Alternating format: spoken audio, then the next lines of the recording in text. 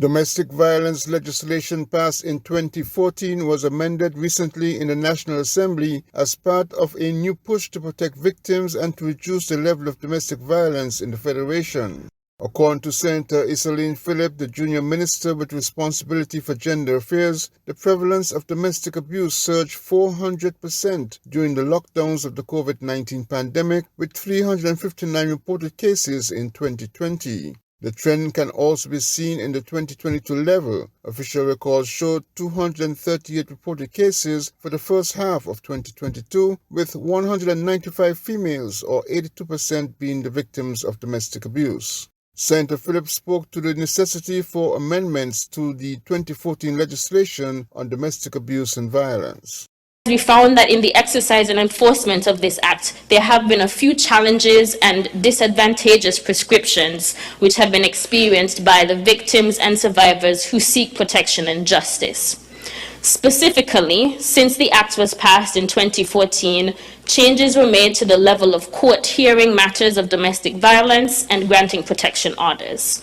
So the High Court became the primary court of adjudication, which resulted in limiting the access to low-income and vulnerable complainants who are unable to pay the required legal fees associated with the process of filing through the High Court.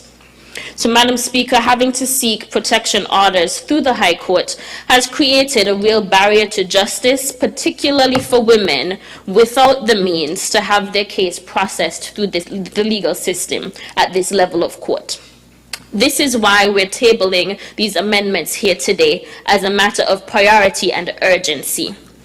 The amendments proposed will change the jurisdiction of the courts to include both the Magistrates' Court and the High Court, so that individuals have easier access to justice through the Magistrates' Court while still having the option of High Court hearings for more serious grievances and matters.